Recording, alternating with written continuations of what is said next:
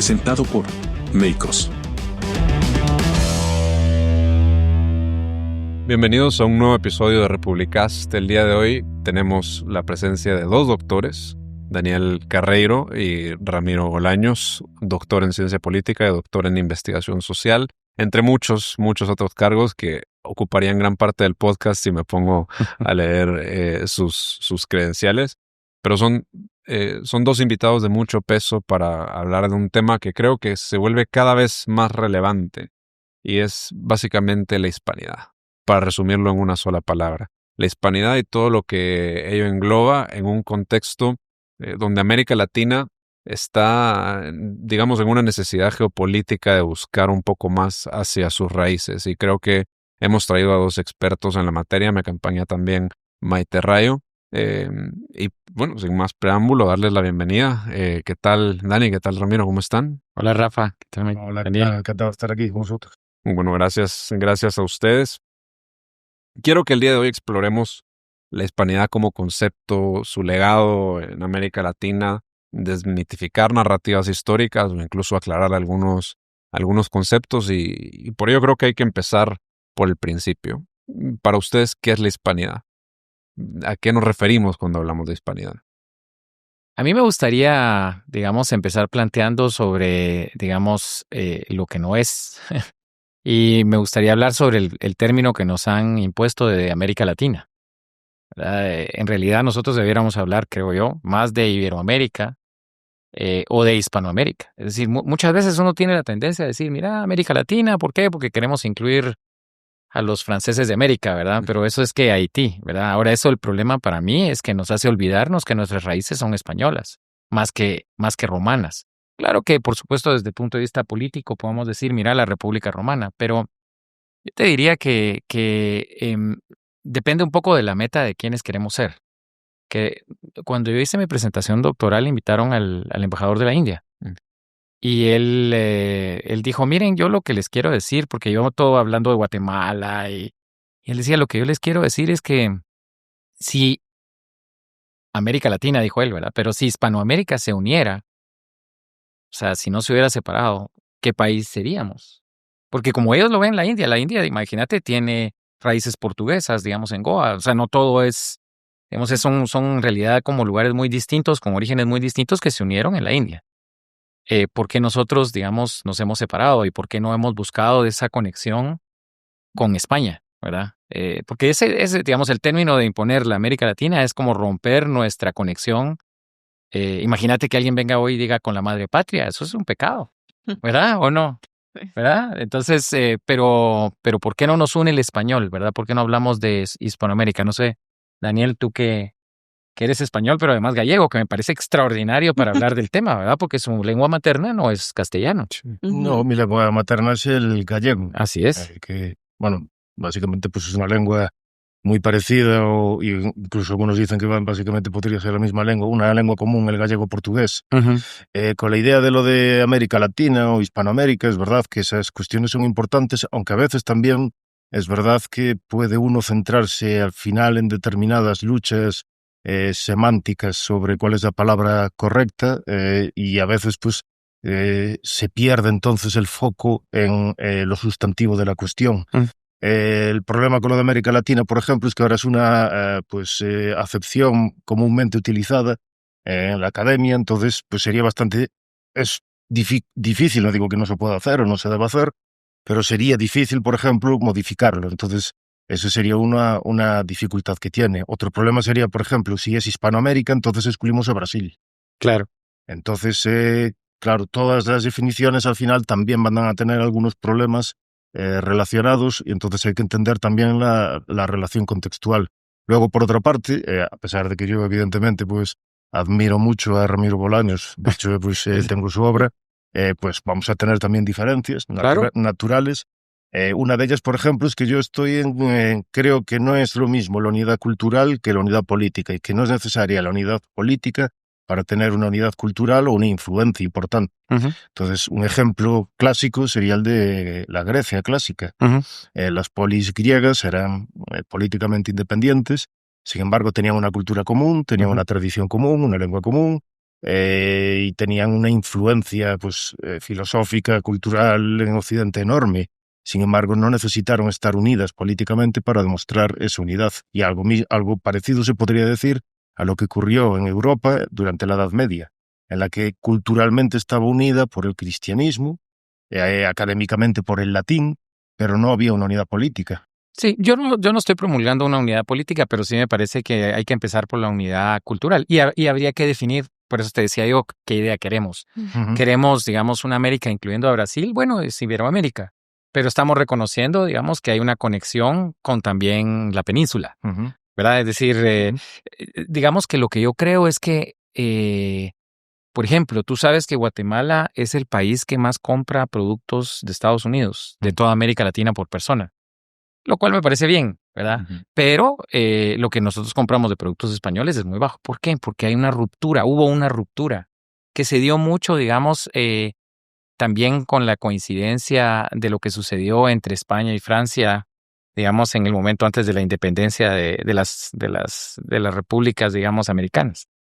Entonces, esa ruptura trajo, digamos, un rechazo, digamos, a lo que era España, y ese rechazo hubo también una imposición de lo francés. Y esa imposición de lo francés precisamente trajo a América Latina y un rechazo hacia... Y fíjate que ese rechazo, digamos, este libro, el primero que habla sobre las civilizaciones originales, un poco lo que busca es mostrarnos, desde mi punto de vista, Ujú. muy humilde, No.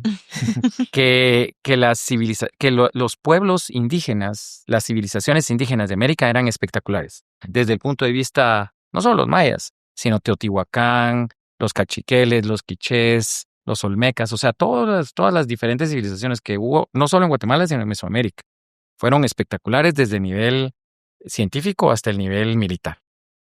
Por eso es que la conquista no fue tan fácil, Ujú. ¿verdad? Según hablamos en el libro, duró 173 años, o sea, estuvo más difícil que la de España cuando los árabes la conquistaron en 10 años, ¿verdad? Ujú.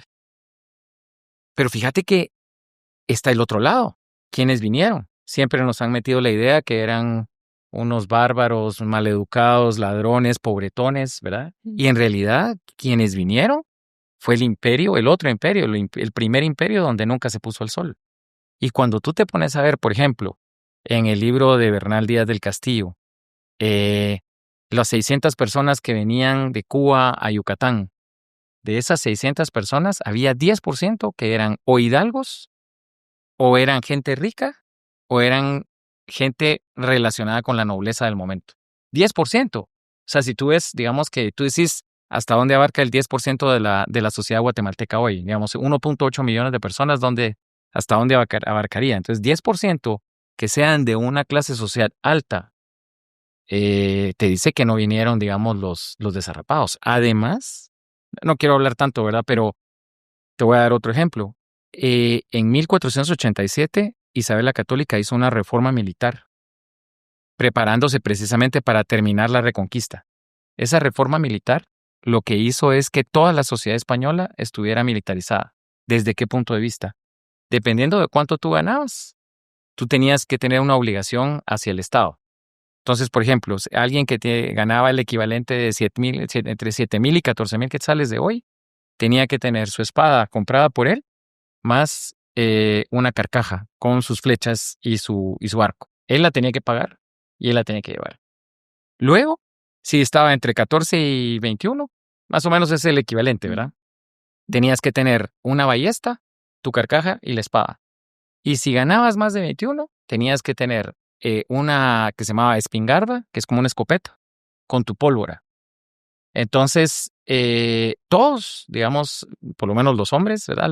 La mayor parte de los hombres formaban parte de una sociedad que estaba preparada para terminar la reconquista y salir al mundo. Entonces, los que vinieron, o sea, eran personas que además la mayoría tenían ya algún tipo de experiencia o en África o en las guerras de Italia o algunos hasta en Constantinopla. Entonces, quienes vinieron acá y quienes estaban acá se encontraron en un choque de culturas, porque evidentemente tenían visiones del mundo distintas, ¿verdad? Sistemas sociales distintos, sistemas políticos distintos. Chocaron, pero luego se unieron. Y esa unión, digamos, es el resultado del mestizaje que fíjate que a mí me gusta dar este ejemplo. Isabel la Católica en 1504 hace un decreto diciendo que es válido legalmente que se case un indígena con un español. 1504. Y eso lo que quiere decir es que te están posicionando como alguien que es igual. Porque tú no quieres que tus hijos se casen con alguien, o sea, buscas que se casen dentro de lo posible con alguien parecido, ¿verdad? Entonces tú haces esa ley. Esa misma ley en Estados Unidos se dio hasta 1967. O sea, pensá que 400 años, más de 400 años después. Y esa ley lo que hace es que nosotros seamos resultado del amor de las personas que decidieron juntarse, no importando su raza. O sea, nuestro mestizaje, hay algunos que dicen, digamos, que somos hijos de la violación.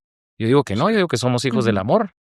Claro, ese es un punto interesante porque aparte de la leyenda negra, a la que tú indirectamente hacías referencia, también existe la leyenda rosa.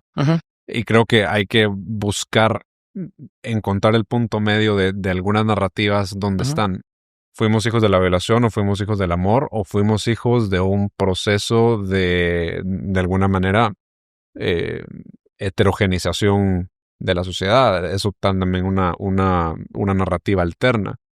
A mí me gustaría saber también el punto de vista de Dani sobre el mestizaje, porque claro, se suele hablar mucho del proceso de conquista como un acto barbárico, y algunos incluso hablan del mestizaje como un tema genocida. Yo particularmente no lo veo así. Pero la perspectiva de Dani desde España me interesa también escuchar qué opinas al respecto. ¿En qué punto estamos en cuanto a la narrativa histórica? Bueno, a mí me parece importante no caer en ninguno de esos dos extremos, ni la leyenda negra ni en la leyenda rosa, como muy bien dijiste tú. La leyenda negra pues insistiría en destacar exclusivamente los aspectos negativos de la conquista y la violencia o el uso de la fuerza, y a veces pues acusaciones como cosas como genocidio, a la vez que se pinta pues como una visión paradisíaca, utópica de la vida de las sociedades precolombinas. Y por el contrario, la leyenda rosa pues plantearía la visión contraria, es decir, que los españoles solo hicieron cosas buenas, cosas civilizatorias, que solo tenían intenciones nobles, y que todas las críticas que se les realizan como son exclusivamente resultado de la leyenda de la propaganda de los enemigos del Imperio Español. Entonces, ninguna de las dos visiones extremas, desde mi punto de vista, es correcta, y hay elementos verdaderos en ambas posturas. Uno de los problemas es que mucha gente tiende solo a enfatizar alguna cosa que es verdad, pero niega o olvida todas las otras que a lo mejor pues contradicen un punto de vista que sería así como unitario. Entonces la historia suele ser mucho más compleja, mucho más desordenada, mucho más también es atroz y cruel.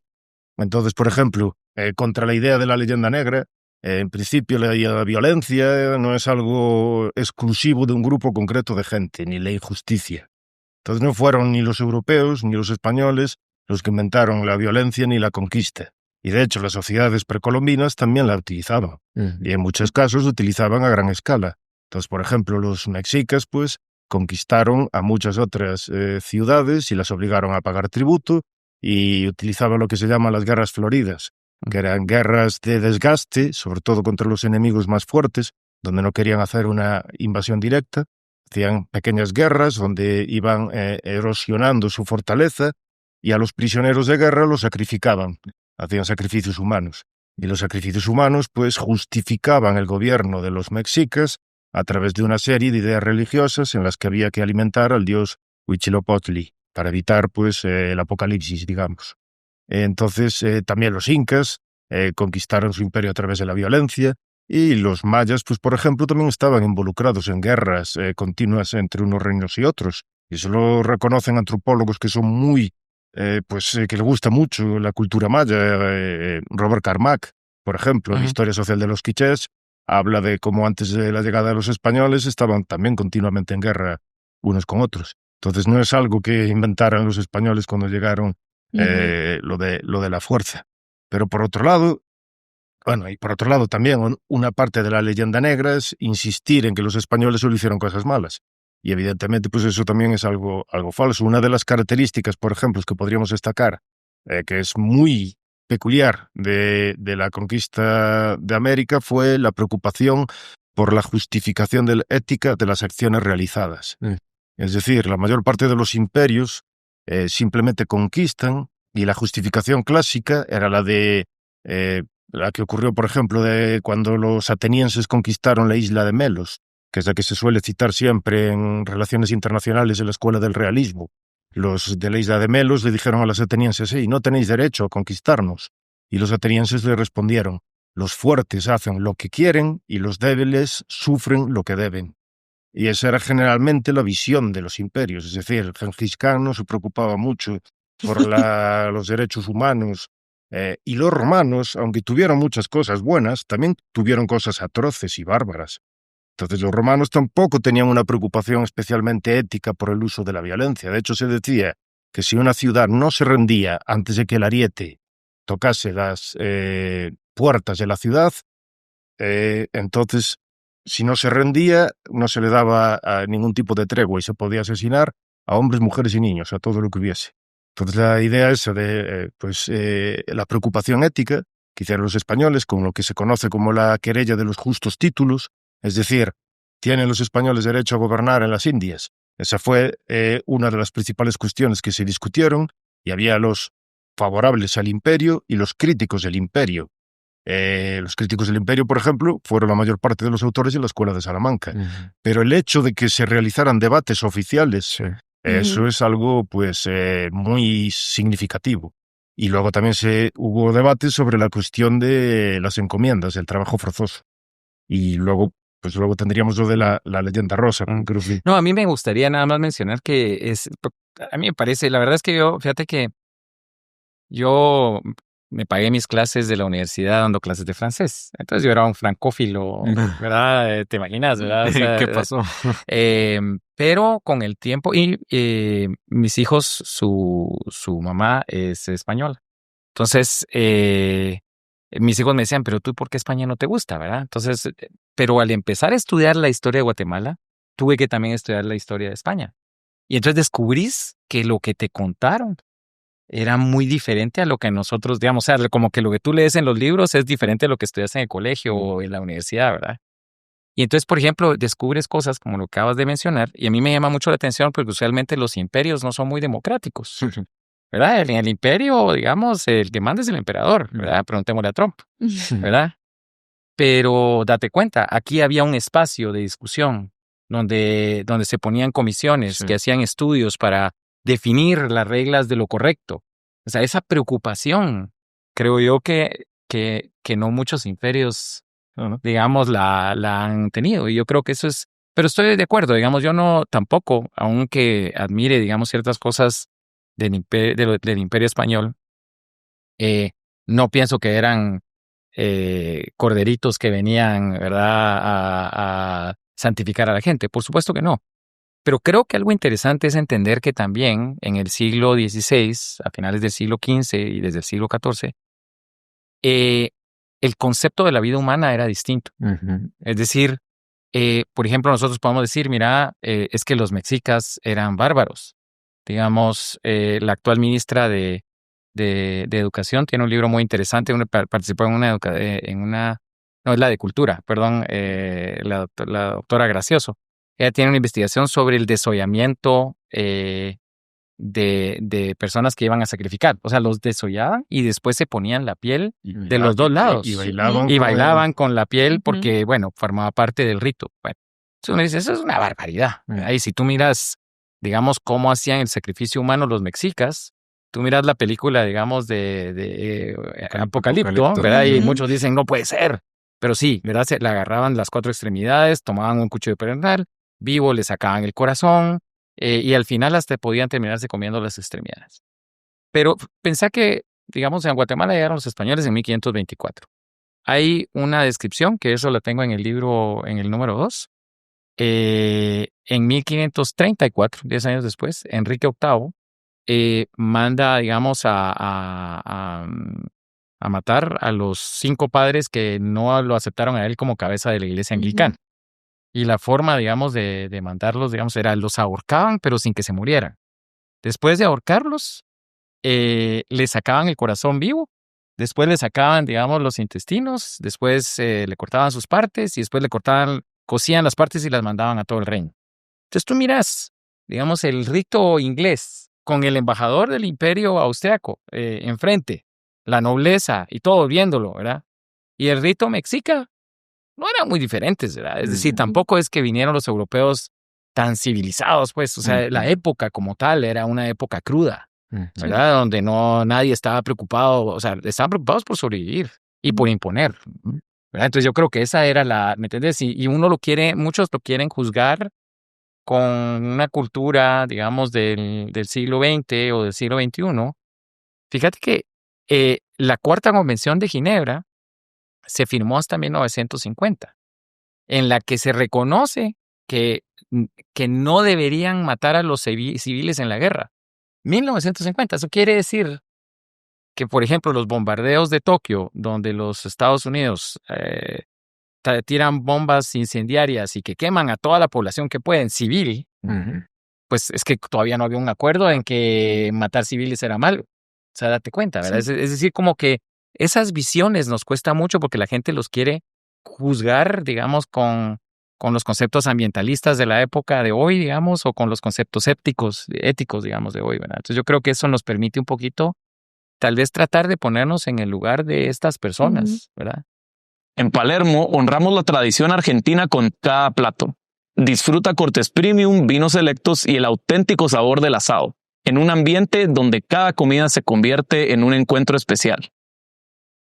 Palermo, Buenos Aires, un rincón de Argentina en Guatemala. Reserva tu mesa y viví la experiencia. Y es que yo creo que una de las consecuencias en la actualidad de realzar estos extremos, tanto de la leyenda negra como de la leyenda rosa, es la pérdida de este concepto de hispanidad y de unidad cultural que tenemos, porque también tiene mucho que ver con el proceso de formación estatal en todo lo que es ahora, pues, América. Porque estos gobiernos que se estaban formando tenían una necesidad de afianzar una identidad propia.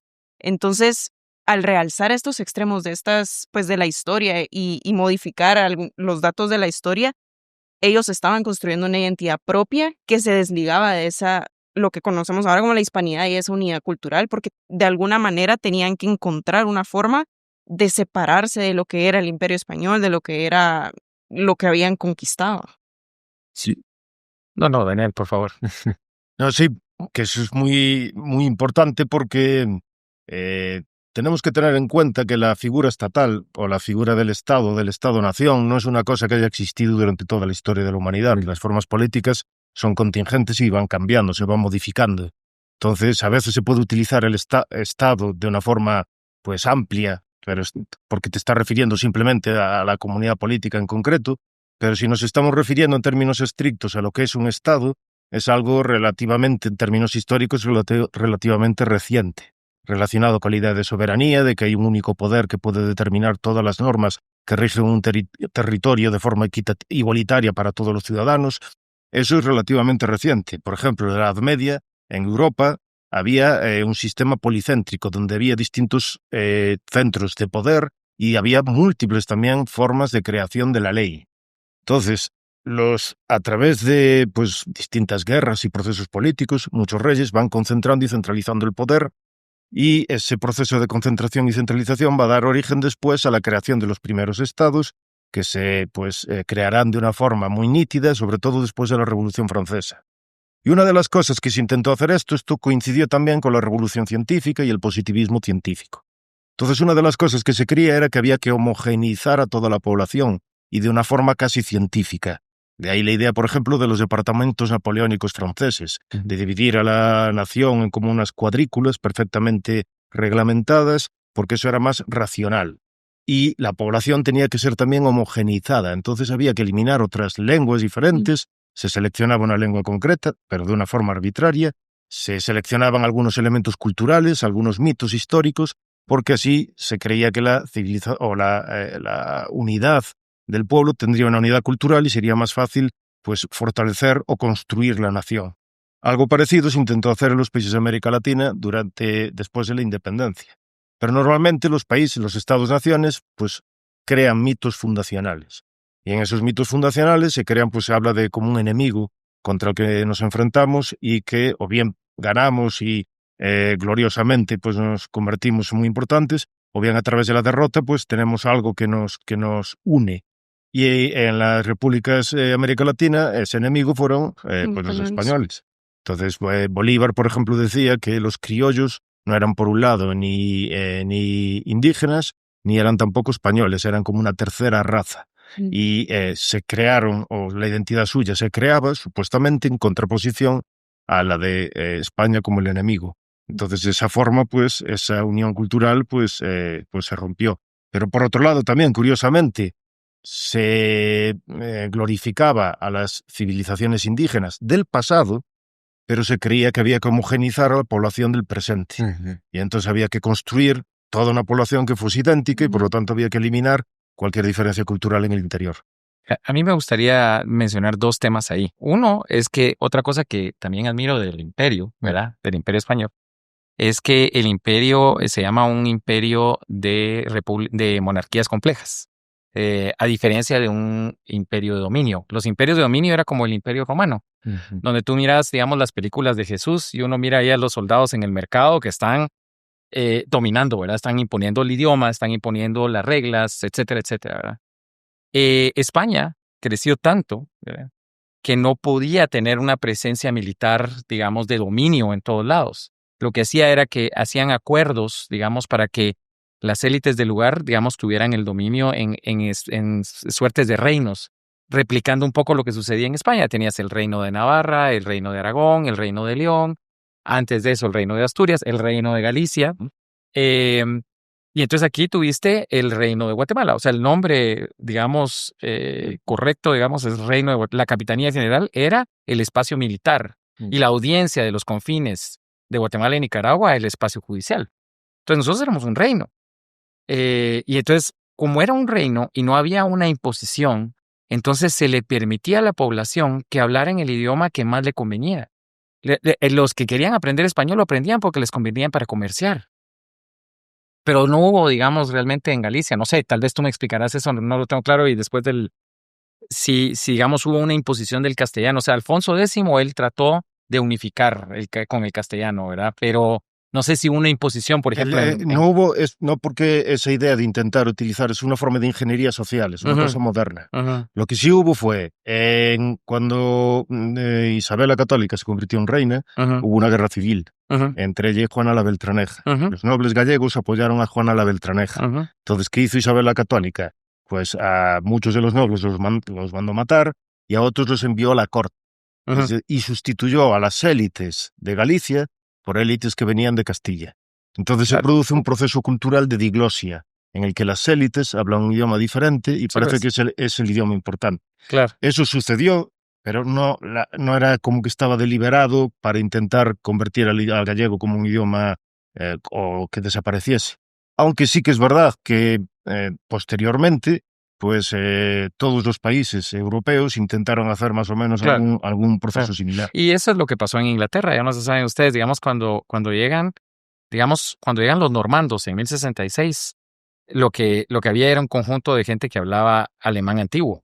El Old English, digamos, es como alemán antiguo. Llegan los normandos, la élite toma el control francés. Digamos, en los juicios había un traductor, porque el pueblo hablaba alemán y la élite hablaba francés. Y eso se dio más o menos hasta Enrique IV, creo. Bueno, el segundo tema yo creo que es interesante, porque fíjate que esa visión de que nos vinieron a imponer, a dominar. Aquí, en el libro, en el primero, tengo a ver si lo podemos mostrar, creo que está difícil. En lo que lo encuentra, vale la pena mencionar, son dos libros que tiene ya de dónde venimos Guatemala. Uno, el primero, que es el que tienes ahí, es dedicado a los pueblos, ¿cómo les llamarías? Originales. Y el segundo ya es más al proceso de la conquista, ¿no? Fíjate que el segundo, en realidad, de lo que habla es qué estaba sucediendo en el mundo cuando vinieron los españoles, porque me parece importante entender quiénes eran estos señores para poder dimensionarlos. Por ejemplo, nos han hecho pensar que se llevaron todas las riquezas, ¿verdad?, de aquí. Sí. Cuando en realidad, fíjate que solo lo que recibían de Amberes era 7 veces más. Amberes es la ciudad más rica del mundo. 7 veces más que todo el oro que llegó de América. Porque recuerda que de todas maneras, el oro de América, el 80% se quedaba aquí. Lo que se mandaba era el quinto real. Entonces, mira esta foto, solo para que no sé si la van a poder ver, pero no sé si se puede, ¿verdad? Producción. Excelente, va. Digamos, fíjate que se llama el pictograma de San Vicente Buenabaj, que es el escudo de Balá Macab, otorgado a don Francisco Ishkin Mijail, de las parcialidades quiché. ¿Quién le otorgó este escudo? Fue el imperio, digamos, español, puedes ver las águilas, digamos, de los Habsburgo, ¿verdad? Entonces ese es un escudo quiché, ¿verdad? Otorgado por el imperio español. Entonces es interesantísimo, ¿verdad? Porque quiere decir, mira, no fue hay que un reconocimiento. y eso que fueron los que perdieron, porque recuérdate que los quichés, digamos, en realidad los victoriosos eran 3, que eran los españoles, digamos, castellanos, los cachiqueles y los tlaxcaltecas, que fueron los que participaban en las guerras floridas, ¿verdad? Ahora, solo quisiera otro porque si no se me va a olvidar, perdonen que... fíjate que yo tuve la oportunidad de trabajar en Europa Central. Y a mí me gustan los idiomas, entonces hablo francés, inglés, alemán, pero tuve la oportunidad de trabajar en la República Checa, en Eslovaquia, en Polonia. Y en la República Checa tú puedes hablar alemán o inglés y te entendés, vos, y en Polonia no les hables alemán porque, ¿verdad? La historia, entonces tienes que hablar en inglés. Pero en Eslovaquia, como realmente es una república, digamos, relativamente nueva, no hay mucha gente que hable ni alemán, ni inglés, ni nada. Hablan eslovaco. Entonces tú vas al mercado de Bratislava y entonces querés comer y pedir algo, ¿verdad? Y yo me ponía a la par de alguien y le decía, porque no sabes decir nada, vamos, y mire, quiero tomar esto del rojo, y ¿verdad? Y no puede, porque no hay un idioma, ¿verdad? Que vos hables y que, entonces es una situación bien difícil, ¿verdad? Y el estar ahí te hace dimensionar lo que significa la hispanidad. Porque vos podés ir a la Argentina, y aunque hablen con otro acento, vos, o a Galicia, o podés ir hasta las Filipinas, y va a haber gente que te va a entender. Va a haber gente con la que vas a hablar y que no vas a tener que hacer un esfuerzo, ¿verdad? Vos? Es decir, te abre el idioma español, te abre un mundo de 500. Es más, puedes ir a Portugal y te vas a entender. Es decir, puedes pedir comida, aunque no te entiendan, digamos, vas a leer los rótulos y vas a entender de qué están hablando, ¿verdad? Dani va a entender un poco más que nosotros. Claro, ¿verdad? Yo lo entiendo bastante bien, sí. ¿Verdad? Sí. Entonces, pero lo que yo te quiero decir es que el abrazar nosotros esa cultura y ese idioma, ¿verdad? Que lo que hace, yo creo, por ejemplo, que el bilingüismo, digamos, para las poblaciones indígenas es espectacular, es algo muy bueno. Pero lo que tienen que hacer es aprender bien el español porque eso les va a abrir un mundo después. Y después aprender inglés y aprender chino. Porque al final, vamos, de lo que se trata es de cómo nos conectamos al mundo. Y yo creo que esta hispanidad lo que nos ha permitido es conectarnos a un mundo de una manera más fácil. Y creo que las mismas redes sociales hoy nos abren, porque entonces hoy muy fácilmente este podcast de repente lo van a escuchar, digamos, en cualquier ciudad de Galicia, por ejemplo, ¿verdad? Entonces yo creo que eso, ¿verdad? No lo dimensionamos, ¿verdad? Muchas veces, ¿cuánta gente, digamos, en las élites latinoamericanas te habla más en inglés que en español, ¿verdad? Cuando te quieren decir ciertas palabras porque es cool, ¿verdad? ¿verdad? Bueno, la cuestión, claro, es que normalmente también la influencia del poder político tiene luego influencia también cultural, sobre el prestigio, por ejemplo, cultural. Entonces, normalmente la potencia que domina un determinado momento del tiempo tiende a tener también o bien recursos o bien prestigio culturalmente. Entonces, por ejemplo, en la época del Imperio Español, España pues tenía también ese prestigio cultural. Además tenía una gran obra, grandes literatos, grandes escritores. El problema es que en la actualidad, ¿cuál es el centro más importante políticamente del mundo? Estados Unidos. Y no solo eso, Estados Unidos además es vecino de los países americanos, entonces del resto de países americanos.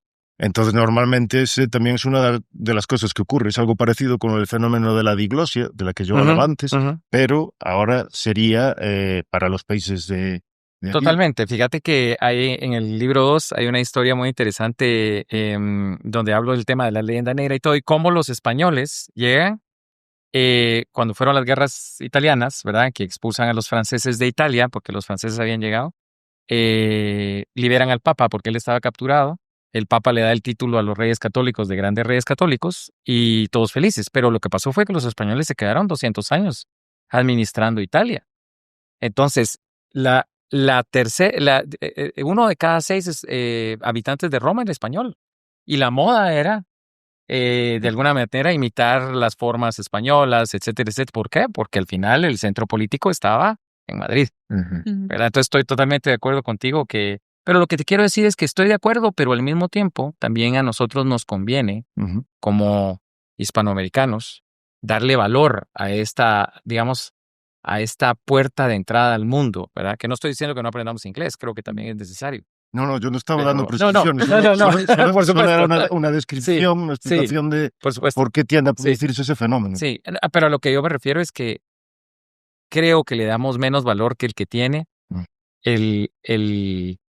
o el nacer hablando español o el por lo menos aprenderlo a una edad me imagino que tú en el colegio estudiaste castellano o español y en la casa era gallego. En el colegio los dos, se estudia. En los dos, tienes gallego y tienes español. ¿Hasta qué edad? Toda la secundaria, digamos. Sí. Fíjate que, por ejemplo, en Alemania es lo mismo. Digamos, en Alemania, recuérdense que realmente, digamos, la Confederación Germánica surgió hasta como 1810. Y en Alemania, digamos, la gente en la casa y aún en las partes estudian, digamos, el alemán local. Digamos, por ejemplo, en Bavaria va a ser bávaro, ¿verdad? Pero ya en la comunicación entre ellos para mantenerse unidos como país, pues te hablan el Hochdeutsch, que es el alto alemán, ¿verdad? Entonces hay un idioma que te permite, digamos, tener, digamos, un idioma común, ¿verdad? Que te permite tener esas relaciones. Eso es, bueno, es importante porque es lo que se conoce como una lengua franca.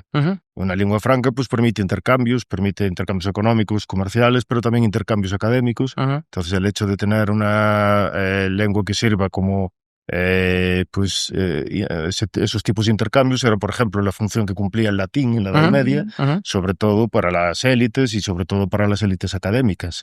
Y eso es compatible también pues con la idea de que luego cada uno tenga su propia el respeto por su cultura y el amor por su cultura y que la defienda y la promueva y que se enriquezca. Pero sí que es verdad que el hecho de tener una lengua franca normalmente pues es una cosa útil. Imagínate, la lengua franca en Miami es español. Sí. Es divertido, ¿verdad? Sí. Bueno, y de hecho nosotros incluso como medio de comunicación tenemos la fortuna de estar en la parte del mundo donde se habla español, porque podemos llegar a un público mucho más amplio de lo que podría un medio italiano, incluso siendo un idioma relativamente similar al nuestro, que se puede entender, pero que no es lo mismo hacer un podcast en italiano que en español en cuanto al mercado al que se puede llegar.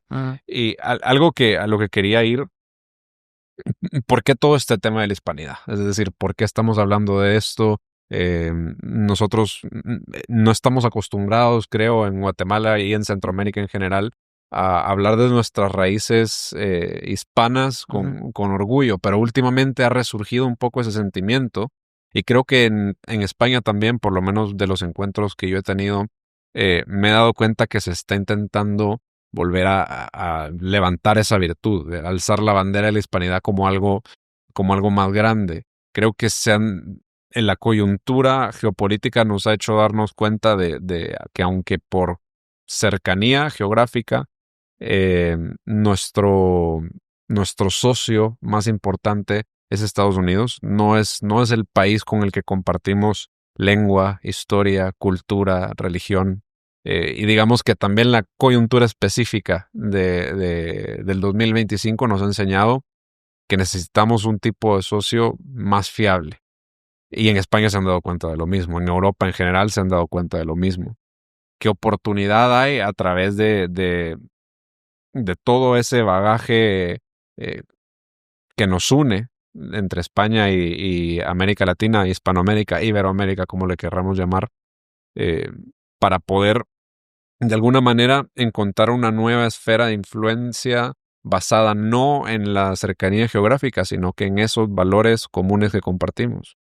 Fíjate que yo aparte tengo una empresa, ¿verdad? Nosotros hacemos modelos de inteligencia artificial y estamos por hacer negocios con una empresa colombiana. Y pues estábamos en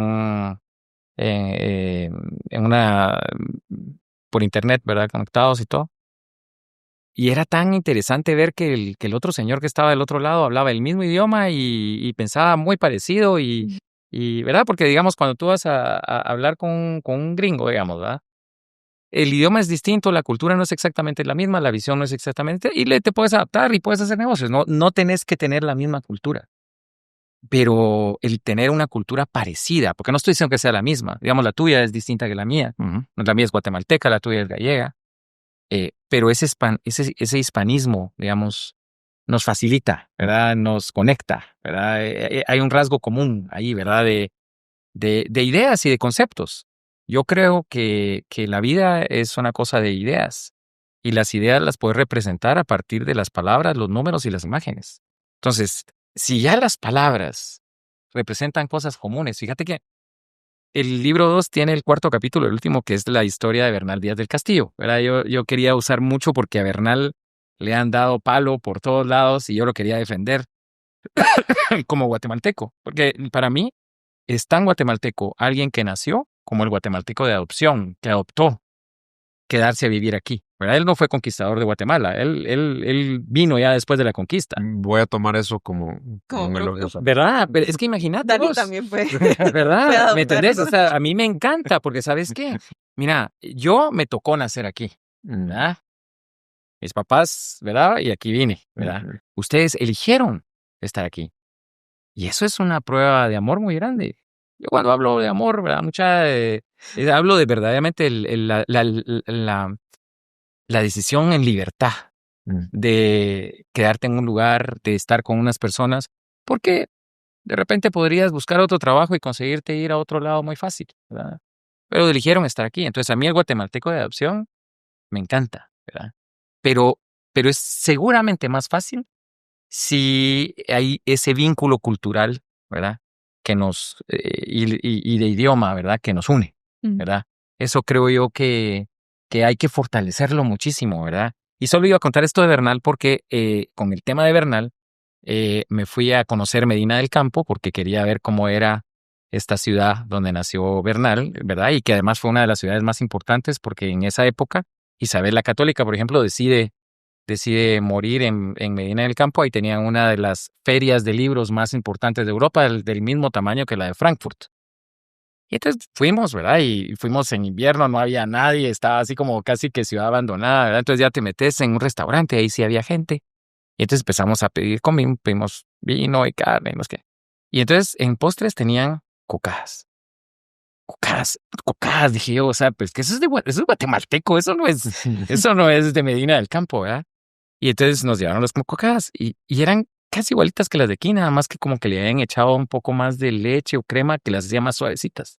Y le digo, mire, son casi iguales que las de Guate, pero como que las hicieron un poquito más suaves. Es que esa es la nueva versión. La anterior, ya la de hace 500 años, era igual. Entonces, hasta en eso, ¿verdad? Ustedes, es decir, cuando tenés, por ejemplo, la palabra pisto, ¿verdad? ¿De dónde viene? ¿Por qué la usamos? ¿Por qué se usa? Que es una comida, digamos. Es decir, todas esas cosas, ¿verdad? Nos unen y yo creo que hay que abrazarlas sin rechazar lo demás. Yo creo que esto nos invita un poco a reflexionar cuáles son esos elementos de la hispanidad que todavía se mantienen en América Latina y cuáles se han perdido, porque hemos visto, por ejemplo, el tema de la religión en países donde en algún momento la religión católica era dominante y ahora se ha perdido completamente. Creo que Guatemala ya es un ejemplo de eso. Entonces, no sé qué creen que son esos elementos que todavía se mantienen y cuáles se han perdido y cómo eso ha afectado a esta idea de que queramos rechazar la hispanidad. Yo, si me permites, antes de responder esa pregunta, me gustaría también responder un poco a la pregunta previa que hizo Rafa, porque él hablaba también de cuestiones así como geopolíticas y de las cuestiones culturales de las que hablaba Ramiro. Pero yo, perdonen que sea un cenizo, pero no, yo normalmente también tiendo a pensar primero cuáles son los problemas o las dificultades cuando uno se propone algo. Entonces, yo creo que uno de los problemas que existen, eso que planteabas, de lo de pues que hubiese como una mayor unión o alianzas o buscar socios entre América y España, el problema es España está incluida también dentro de la Unión Europea. Y la Unión Europea ahora está, pues desde mi punto de vista, en términos de política exterior, completamente sometida a Estados Unidos y lo lleva desde hace mucho tiempo. Entre otras cosas, porque la defensa de los países europeos depende de la OTAN y la OTAN está, pues básicamente, financiada y controlada por Estados Unidos. Entonces va a ser muy difícil, a menos que haya un cambio completo en las élites o en las actitudes que tienes de las élites, que se produzca como esa pues reorientación de la política exterior que los países europeos tradicionalmente realizaron, y como España está también inmersa dentro de eso por pertenecer a la Unión Europea, eso es una dificultad muy, muy grande que tienen para que se pueda producir esa reorientación. Entonces yo eso lo veo a corto plazo difícil, no culturalmente, me refiero políticamente y en términos de alianzas y relaciones internacionales.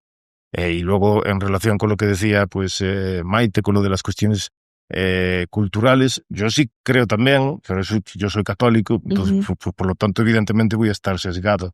Yo creo que la pérdida de la influencia de las ideas religiosas en general y del catolicismo en particular pues es muy preocupante, pero un país que lo está ocurriendo eso y más que aquí es España. Sí. Entonces no es algo que sea exclusivo o que incluso que le afecte más aquí. En España y en Europa en general es un país o una región que cada vez pues, está olvidando más sus orígenes culturalmente y religiosamente cristianos, y a mí me parece que es uno de los graves problemas que tiene Europa y España en este momento. De hecho, se dice mucho, yo no sé si estoy de acuerdo con eso, pero que de lo que era España, cada vez queda más de España en América que en la propia España. Yo no sé si estoy de acuerdo, pero por lo menos si uno va a la metrópoli, se podría defender fácilmente ese argumento. Yo creo que a los mismos españoles, digamos, les conviene anclarse un poco en el gancho de Hispanoamérica, porque, ¿sabes qué? Es como lo que le pasó a Portugal. Portugal hubo un momento en el que el reino se vino a Brasil, ¿verdad? Tuvieron que salir, dejaron todo y el rey estaba en Brasil. Creo que nosotros podemos ser un gancho interesante para no perder esa... Estoy totalmente de acuerdo contigo con lo que dijiste. La Unión Europea es un límite, digamos, a lo que España puede decidir para poder, digamos, abrirse. Recuérdate que en 1992 hubo un esfuerzo muy importante de España de hacer inversiones, conectar comercialmente, pero el mismo proceso, digamos, de la integración hacia la Unión Europea limitó, digamos, esa esfera de influencia. Yo creo que a nosotros nos toca tratar de... Mira, yo a veces, y fuera de tema de partidos políticos, me gusta mucho cuando Isabel Díaz Ayuso dice, tan español es alguien en Buenos Aires como en Bilbao o como en Madrid, ¿verdad? Es decir, y cuando hablamos de español, otra vez, no tiene que ser de la nacionalidad política, sino hablamos de esta unión cultural. Sí. Aunque el tema que tú mencionaste de la Unión Europea me parece que es algo que verdaderamente es una limitante muy grande, porque no se va a salir en los próximos 20 años, no creo que... A corto plazo parece difícil. ¿Verdad? Que España tenga el interés, ni siquiera el deseo, el interés de salirse de ese mercado. O sea, es un mercado de 450 millones de personas. Como tal vez la clave está en cómo, estando en ese mercado, logran recuperar, digamos, la conexión con nosotros, ¿verdad? Y a mí lo que me llama la atención es que dentro de España se empieza a escuchar mucho, bueno, puedo estar sesgado, pero lo he visto bastante. Yo estuve el año pasado en un programa con un partido allá en España, básicamente de intercambio cultural de América Latina, latinoamericanos en España, y conozco varios otros programas justamente con ese mismo propósito.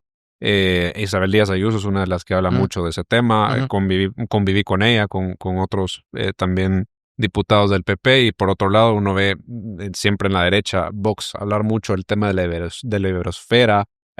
Parece haber un esfuerzo por parte de por lo menos cierta parte de la élite política española para revivir el tema de la hispanidad.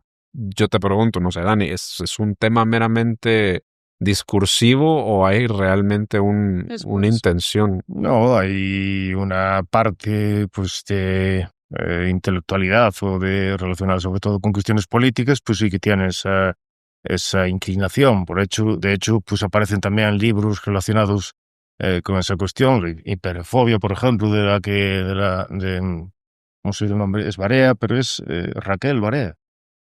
Sí, la doctora, sí, Bueno, no recuerdo el nombre de pila ahora, sí, pero el libro sobre Roca Barea. Roca Barea, Es ¿no? el apellido, pero Sí. la ella es... No recuerdo ahora Ajá. cuál es el nombre de pila. Sí. Pero bueno, Está en el libro 2, está mencionada bastante, sí. libros como ese, pues, tendieron a aparecer en los últimos años. Entonces sí que representa como un interés intelectual de una parte de, digamos, de la clase política o de la clase intelectual. Lo que pasa es que está combinado después con muchas otras cuestiones. La idea de las guerras culturales, por ejemplo, afecta también allí. Entonces, eso está relacionado. La idea de pues, lo del posmodernismo, lo de la cultura woke, no solo afecta a Estados Unidos, sino que afecta a muchos de los países de Europa. Entonces, hay múltiples tensiones intelectuales y uno de los problemas que yo veo es que eso, aunque intelectualmente haya grupos a los que sí están interesados y les parezca atractivo, la tendencia en política práctica es que no se puede traducir más que en declaraciones generales, genéricas. Y eso es porque, entre otras cosas, la estructura política, eso, lo de la Unión Europea, por un lado, no solo con lo de la defensa, sino por otro lado también con lo de la unión comercial, tiene evidentemente sus partes positivas, pero luego tiene también la creación de un gran aparato burocrático que impone medidas que después realmente también suponen un gran coste y dificultad de salirse de ellas. Entonces, son tendencias que pueden ir en contra realmente de ese interés. Yo, Dos cositas, perdón. Elvira Roca Barea, ya lo acabo de ver en el teléfono. Elvira Roca Barea. Elvira Roca Barea. La segunda es que creo que sí hay una oportunidad interesante y es el tema demográfico. Porque digamos que España necesita migración. O sea, bueno, no solo España, la mayor cantidad de países en Europa están perdiendo, digamos, población. Se estima, digamos, que para el año 2100 España debería tener la mitad de la población de hoy. ¿Cuáles son los inmigrantes que desean? Digamos, Meloni decía que ella prefería venezolanos que africanos, principalmente por el tema cultural, porque decía los venezolanos, que algunos son católicos, son más cercanos, digamos, a la cultura italiana, digamos, que alguien que viene de Etiopía, por ejemplo, ¿verdad? O que viene del Magreb, ¿verdad? Sí, yo justo por esa vía lo quería llevar. Creo que y particularmente viendo que en España surge de la derecha, casi exclusivamente, es decir, la izquierda le interesa el multiculturalismo y digamos que por esa parte se podría ver el interés de atraer migración latinoamericana, pero parecen estar más enfocados en zonas geográficamente más cercanas, en el Magreb, en Marruecos, etcétera, etcétera. Yo lo veo como una respuesta a aceptar que demográficamente hay una necesidad poblacional en España, aunque, bueno, en América Latina, aunque estamos mejor, también la tasa de fertilidad va hacia abajo. Prácticamente. ¿Ustedes sabían que Guatemala está en el punto ahorita? Sí. Digamos, creo que estamos en 2.2 y 2.1 es la tasa de reemplazo. Es decir, menos de 2.1. O sea, ya estamos. Se habla poco, habla poco. El mundo sigue hablando de que la sobrepoblación es un problema. Al contrario. En la mayor parte de los países, no digamos los países occidentales, pero no solo los occidentales. Países como Japón, como Corea del Sur, tienen enormes problemas también demográficos. Entonces, todo lo contrario. Y los países en África, en la región, en Asia también, en Asia medio oriental, digamos, son los países con mayor tasa de natalidad. Entonces eso nos lleva a una reconfiguración demográfica de Occidente prácticamente inevitable. Y dentro de ese contexto, claro que España necesita, si no quiere perder por lo menos la esencia de lo que es culturalmente hablando, sí necesita un tipo de migración muy particular. Y de este lado del charco está ese tipo de ciudadano, el que tiene la religión católica o por lo menos cristiana, Los propios valores. claro, la misma lengua, los mismos valores. En fin, creo que hasta cierto punto, aunque parezca descabellado decirlo, y si voy y me paro en Gran Vía y digo esto en voz alta, probablemente la gente no va a estar muy contenta, pero parecería que España nos está necesitando más a nosotros de lo que nosotros a ellos en este momento particular. ¿Qué piensas tú? No sé si es muy incendiario lo que No, incendiario no. El problema que yo veo es que los partidos, por ejemplo, tú hablabas de Vox, pero Vox, uno de sus elementos más fuertes electoralmente es el rechazo sobre todo de la inmigración ilegal o los problemas culturales causados por la inmigración. Entonces es verdad que está centrado sobre todo en cuestiones como de países del Magreb, pero es difícil hacer un mensaje político que sea coherente en el que haces esas diferencias más sutiles sobre el tipo de inmigración. Porque es verdad lo que decís de las cuestiones culturales relacionadas con la población inmigrante de América, no solo eso, sino, por ejemplo, mis familiares emigraron a América. Entonces yo también tengo relación cultural en ese sentido. Yo tengo... Bueno, la mayor parte no hay ningún gallego que no tenga algún familiar. En Argentina, particularmente. En Argentina se le llama gallego, aunque bueno, los utilizan para ya de una forma. Pero tú así. sabes que eso es otra vez por el idioma, porque recuérdense, tiene el gallego que él habla gallego y su segundo idioma es el español. Entonces, en muchas palabras, situaciones y todo, te vas a encontrar en una situación que puede ser jocosa o que puede ser en el que no entendiste bien. Entonces, el gallego, ¿verdad? Porque ellos piensan que es gente que nació hablando español y no lo es, ¿verdad? Es decir, esa situación es... Sí, ¿no? Y más en el siglo XIX, principios del siglo XX, la mayor parte de la gente que emigraba probablemente solo hablaba gallego. Claro. O entendía el español, pero probablemente solo hablaba gallego.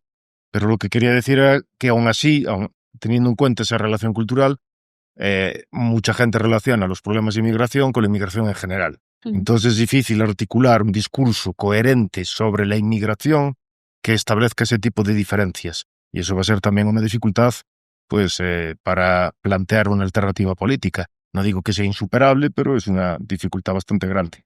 Yo la verdad es que por eso creo que recuperar esta idea de la hispanidad realmente no puede venir como tal vez lo planteaba Rafa desde la esfera política, porque puede llegar a estos problemas de que son mensajes ambivalentes, que no van con su electorado, sino que realmente tiene que ser, pues, Daniel lo mencionaba, de que ahora hay un resurgimiento en la literatura a favor de la hispanidad.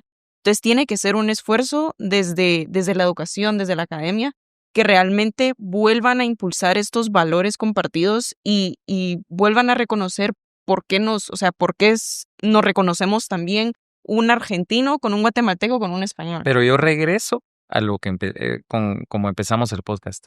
La esencia es que nosotros aprendamos a conocer a España para que tengamos ganas de acercarnos a ellos. Es que al final, si pensás que son tus enemigos, que fueron los que vinieron y que nosotros somos una desgracia por la sangre que tenemos española, nunca vas a querer, digamos, aprender, integrarte. Digamos, yo aquí tengo en el principio del libro, y se los voy a leer porque me encanta, un pedacito del doctor José Ortega y Gasset, ¿verdad? Que él estaba muy en contra de esta uniformización de la planificación, que todos debían ser iguales, ¿verdad? Lo que él decía era que la realidad que llamamos Estado no es la espontánea convivencia de hombres que la consanguinidad ha unido, no es un tema de sangre. El Estado empieza cuando se obliga a convivir a grupos nativamente separados. Esta obligación no es desnuda violencia, sino que supone un proyecto iniciativo, una tarea común que se propone a los grupos dispersos. Antes que nada es el Estado proyecto de un hacer y programa de colaboración. Se llama a las gentes para que juntas hagan algo. El Estado no es consanguinidad, ni unidad lingüística, ni unidad territorial, ni contigüidad de habitación. No es nada material, inerte, dado o ilimitado. Es un puro dinamismo, la voluntad de hacer algo en común. Y merced a ello, la idea estatal no está limitada por término físico alguno. No es lo que fuimos ayer, sino lo que vamos a hacer mañana juntos. Eso es lo que nos une en un Estado. Entonces, creo que de nuevo, ¿verdad? El proyecto, Daniel, Rafa y Maite, el proyecto al que nos queremos adherir ¿verdad? Proyecto cultural, proyecto político, proyecto comercial. ¿Cuál es? Y eso va a definir un poco que retomemos, ¿verdad? Ese amor, así como puede ser por nuestros orígenes indígenas, por nuestros orígenes españoles. No, yo suelo decir que yo también estoy a favor de las cuestiones culturales. Sin embargo, con la definición de Estado de Ortega y Gasset, me parece una definición errónea. No es la definición que sigue la mayor parte de los teóricos políticos contemporáneos. Y, por ejemplo, también muchas veces se habla de la teoría predatoria del Estado. El Estado sí se origina en general a través de la fuerza. Eso se puede comprobar, por ejemplo, con los estudios de Charles Tilly sobre la creación de los Estados europeos en la Europa moderna. Entonces, en las cuestiones culturales estaría de acuerdo con la visión de Maite, estaría de acuerdo con su visión. En la cuestión que es directamente política, realmente yo creo que la política se basa en el uso de la fuerza, el uso de la violencia. Eso es algo que, sobre todo, donde se puede ver mejor es en las relaciones internacionales, porque están más desprovistas de esas relaciones culturales. Entonces, creo que normalmente en general, las iniciativas políticas o que dependen en exclusiva del poder político muchas veces causan más problemas de los que resuelven. Pero claro, ese es un punto de vista. Estoy de acuerdo contigo, personal. pero fíjate que si tú piensas en la Unión Europea, en realidad fue una idea. Es una idea, Claro, no fue armada por ejércitos. Pero la Unión Europea, es verdad, la Unión Europea todavía no es un Estado. No. Pero podría llegar a serlo. Pero la Unión Europea, en principio, había dos filosofías diferentes. Lo estudia, por ejemplo, Philip Bagus en La tragedia del euro. Por un lado, había una visión, digamos, más liberal clásica, en la que enfatizaba la idea de la libertad de comercio, o la idea de moverse, pero no quería construir una gran estructura burocrática. Y luego había otra segunda filosofía detrás de esa idea, que era la de los diplomáticos franceses, que después de la pérdida del Imperio francés querían conservar también la idea de grandeza y querían construir una unidad política. Esa es la que está triunfando en la actualidad, no la primera. No, yo estoy de acuerdo contigo, es de lo que pasa, digamos, con Estados Unidos. Hay una idea, ¿verdad? Donde dicen, nosotros queremos ser independientes del Reino de Inglaterra y queremos tener un gobierno pequeño, eficaz, etcétera. Después crecen, se vuelven y ahora, hay una gran lucha entre el Estado debiera ser grande o debiera ser pequeño. Tal vez mi punto, estoy de acuerdo contigo que hay que tener mucho cuidado con esa administración del Estado, ¿cómo dijiste? Predatorio. Predatorio, sí. Me gusta. El Estado, que yo creo que el Estado en muchos casos es predatorio, ineficiente y etcétera. Pero también hay que ver cuál es la idea conceptual que puede unir a que querrás transformar ese Estado, a que querrás ponerle, ¿por qué no somos Centroamérica? Eso depende de una idea. O sea, que hay una voluntad de un gran conjunto de gentes que quieran vivir algo. En realidad eso es España. Porque si no, o sea, podría Galicia formar parte de Portugal o es más, la unión entre Portugal y España casi que, ¿te acuerdas de lo que estábamos hablando? Sí, Casi sí. llega un momento en el que, bueno, fue Felipe II, ¿verdad? Cuando se termina. Pero si él hubiera muerto y eso hubiera estado unido, Portugal y España hubieran sido una unidad política. Entonces, nada más lo que quiero decir, estoy de acuerdo contigo en cuanto a cómo la eficiencia política dentro del marco debe gestionarse de una manera, pero la idea conceptual del conjunto al que queremos pertenecer, creo que... No, lo que pasa es que para mí, la influencia principal que sigo, yo soy muy medievalista, al contrario de opiniones que también hay una leyenda negra sobre la Edad Media. Y a mí, de la misma forma de lo que ocurría con las polis en la Grecia clásica, también me parece que uno de los motivos por los que Occidente llegó a desarrollar todas las grandes cosas que hizo fue porque tenía, por un lado, unidad cultural, pero por el otro lado, fragmentación política. Y la fragmentación política impide una aparición excesiva de esa predación, porque tiene esa posibilidad de votar con los pies. Cuando alguien se convierte en un demasiado depredador, tú tienes otra opción. Entonces hay una forma de competición institucional. Y por eso a mí me gusta en general esa unidad cultural, pero como fragmentación política. ¿Tú ya conociste el proyecto de Próspera? Es una no. ciudad privada en Honduras. Ah, entonces ellos hicieron un esquema de 3 ciudades y entonces son ciudades privadas donde ellos emiten, tienen todos los juzgados de paz civil, lo que no tienen es, creo que la parte, no tiene ejército, pero es como una ciudad independiente que le da sus impuestos al Estado. Entonces, pero tú puedes elegir si no te gusta esta, si te están tratando mal, te vas a la otra ciudad. Y que era un poco como sucedía, en la Edad Media. Así es. un retorno, digamos, a las a la- partes buenas Claro. y intentando pues no caer en los mismos errores que cometieron. Yo creo que hay esperanza para eso en general, porque creo que por lo menos los datos estadísticos más o menos esa luz nos van dando. La generación Z tiene un deseo Ujú. de volver hacia las cosas buenas del pasado que dejamos atrás, tal vez no a su totalidad, pero es una generación que se encuentra con un cierto vacío existencial, no sé si la modernidad, no sé qué sea, pero algo les falta, y por lo mismo es la generación Z la que está regresando más, por ejemplo, a la iglesia en Ujú. Europa. Las iglesias se están llenando cada vez más de gente joven. La generación millennial quedó ahí un poco en el limbo en ese sentido, Ujú. pero creo que ahí mismo, por ese mismo retorno identitario hacia el pasado, puede haber una esperanza para que por lo menos desde este lado eh, la idea de la hispanidad se vuelva mainstream, por decirlo de alguna manera. Y fíjate vos que yo creo que eso, digamos, es un retorno hacia la búsqueda de un espacio donde tengas mayor libertad individual, ¿verdad? Porque al final el gran problema de estas grandes, digamos, estados predatorios es que tenés un estado que no te permite hacer nada, que te limita en todo. Digamos, hoy es cierto, hay algunas personas que tienen un cierto nivel de bienestar, digamos, pero no sé cuánto les va a durar, porque ahora que van a tener que aumentar el gasto militar de 2%, 5%, más todo lo que tienen, o sea, financiar lo que viene. O sea, no sé cómo va a ser la Europa dentro de 20 años. No, hay muchos problemas y sobre todo un mundo cada vez pues más complejo, porque ahora también Estados Unidos pues está perdiendo la situación de preponderancia o de hegemonía unilateral que ostentó en las últimas décadas. Entonces hay una competición geopolítica entre Estados Unidos, Rusia, China y luego otros actores pues digamos intermedios, entre los cuales estaría la Unión Europea. Entonces las próximas décadas van a ser muy, muy complicadas.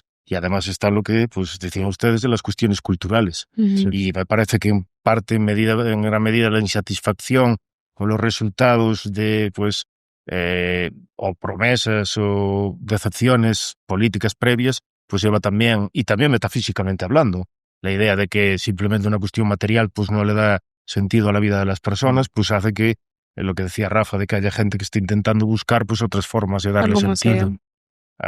a su vida. Entonces, eso en los próximos años va a haber muchas transformaciones políticas, económicas y culturales. ¿Puedo hacer una pregunta? Sí, claro. ¿Tú por qué elegiste Guate? O sea, ¿estás aquí permanente? Me gusta mucho porque yo tengo la hipótesis de que en el futuro Guate va a ser un polo de atracción de... No, bueno, mi maestro, el profesor Bastos, tenía una relación muy fuerte con la universidad, Ajá. y entonces fue pues como resultado de esa como intermediación que yo pues al final acabé trabajando en la UFM. No solo eso, más de que la seguí a Maite y también colaboro con Rafa, o sea que encontrando gente brillante y excepcional. Pero lo interesante es que elijas quedarte aquí, ¿me entiendes? Porque uno puede, digamos, yo trabajé en Europa Central y Ah, no, es que perdí el pasaporte. decidí... Entonces ahora estoy escapado. Cuando venga el profesor Bastos hay que traerlo y podemos dar la oportunidad para tener nuestro primer podcast subtitulado, además. Hay gente que le hace falta para entenderlo. Yo creo que sí. Sí, yo ya Ahí- tengo los subtítulos En la cabeza. Ahí sí nos falló un poco la comunidad lingüística. En el caso del profesor Bastos, Él tiene una forma que cuesta de muy, verdad. muy gallego. Sí, ajá. Sí, bueno, él habla siempre en gallego. El hablar Sí. español no le sale natural. Sí, Y habla muy rápido, además. sí. Parece También. ser. Y con muchas ideas al mismo tiempo, sí. Bueno, eso nos está pasando también acá, porque la verdad creo que la conversación nos quedan 4 horas para seguir hablando. Por lo que creo que vamos a tener que retomarla en otra ocasión y seguir tal vez con una serie de este tema porque me parece muy interesante, muy importante y yo creo que también a la audiencia le va a gustar mucho. Los dejo con una idea. Yo creo que para que todo lo que hemos estado hablando sea una realidad, lo primero, y a lo que tal vez vamos a regresar en un siguiente episodio de este podcast, es desmitificar más el proceso de conquista. Ajá. Eso es clave, porque por lo menos desde esta parte del charco es muy difícil aceptar o identificarse como español cuando la narrativa es nos dieron oro por espejos. nos quitaron oro por espejos, perdón. Y vinieron y arrasaron con nosotros y nos destruyeron. Y fue un proceso de conquista bárbara, no civilizatoria. Eso creo que es la primera bandera que toquen arbolar y creo que a nuestra generación, hay generaciones que ya la perdieron, es nuestra generación la que la tiene que tomar. Así que por eso mismo proponemos espacios como este. Ese es mi granito de arena a la cuestión. El tomo 4 de dónde venimos Guatemala se llama de dónde venimos Guatemala, los 12 mitos de la conquista. Bueno, hay que traerlos. Es 12 mitos, imagínate. ¿Verdad? Que hay más, pero pues yo traté de encontrar 12 que eran interesantes.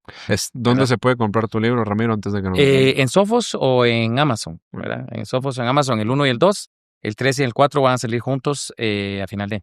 Y Dani, ¿tus investigaciones son públicas ya? ¿Todavía ya las podemos leer o...? No, todavía quedan algunos meses para que se pueda acceder a ello. Pues vamos a estar pendientes y sin duda cuando salgan tenés que volver acá para hablar de ello. Ramiro, tú también. Vamos a estar platicando para ver cuándo le damos seguimiento a esto. Uno de los mitos que va a llamar mucho la atención, así como a Maite, es la participación de la mujer en la conquista. ¿Verdad? No como acompañante, sino como conquistadora. Incluso del propio indígena. Claro. ¿Cuántos soldados eran realmente mujeres, españoles? Así es.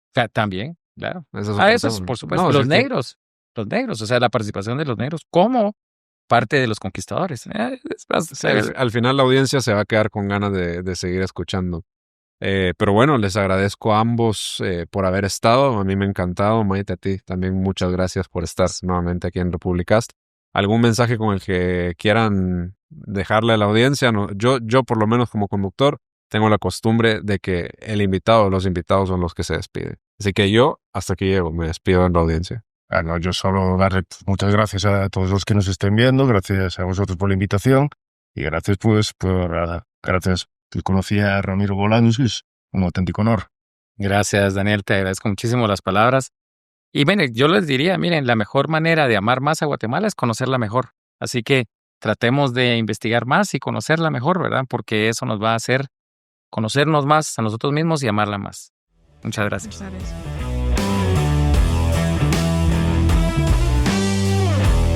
Presentado por Meikos.